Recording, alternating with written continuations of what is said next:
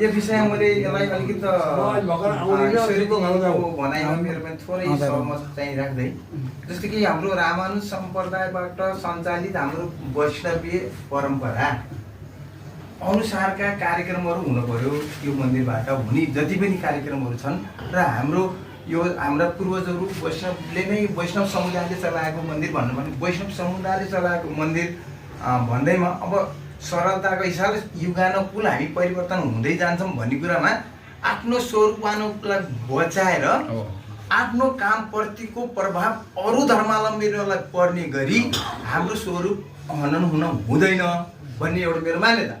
जस अनुरूपको कुराहरूमा अहिले के मैले देखिरहेको छु भने हाम्रा मन्दिर अहिले चाहिँ वैष्णवीय परम्परा अनुसार हाम्रो स्वरूपानुरूप भगवानको प्राण प्रतिष्ठाको कार्यक्रम भइरहेको छ, जसमा कि हाम्रो चाहिँ तपाईँको पर्चा कम्प्युटरमा सङ्घस्तरको ब्लगहरू मैले कतै पनि मैले देखाएको थिएँ र त्यही भनेर अघि रामानुज सम्प्रदायको पनि मैले यो लोगो देखेँ। रामानुज सम्प्रदायको तिनवटा चाहिँ तपाईँको त्यो घटिया लाउने एउटा मात्रै देखिरहेको थियो। त्यो लोगो कसरी बन्यो त्यहाँ यो लोगो चाहिँ एउटा मात्र रहेछ। मलाई त्यहाँनिर चाहिँ अलिकति मलाई खड्केको कुरा कि जगन्नाथ स्वामी यत्रो प्रवर्तक चाहिँ एउटा सम्प्रदायको विशिष्ट विद्वानको रूपमा आचार्य हुनुहुन्छ, प्रवेश हुनुहुन्छ। उहाँले चाहिँ दुनियाँका चाहिँ अभिनन्दनहरू 1 मिनेटमा लेखिदिनु चाहिँ हामीलाई चाहिँ अब के अरे विद्वताको हैसियत हेर्ने हो भने तपाईँको हामीले चाहिँ रते चौरबाट चाहिँ चिन्हजीहरू स्वामीजीको चाहिँ अभिनन्दन गरेर स्वामीजी यसो पठाउनु पर्यो भने यहीँबाट पठाइदिएर हामीले उहाँकै एउटा अहिलेसम्म यहाँ नेपाल विशेष गरेर चाहिँ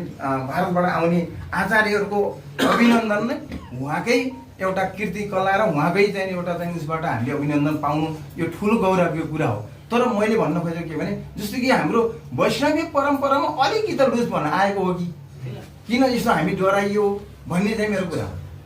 यसमा के हो स्वामीजीलाई मैले स्वामीजीलाई आफ्नो स्वरूपको रक्षा गरेरै बाहिर स्वरूपानुरूप चाहिँ तपाईँको स्वरूप गरेर मात्रै जानुपर्छ भन्ने कुरा यसमा कमजोरी रङको मन्दिरबाट भएकै छ। यो कुरा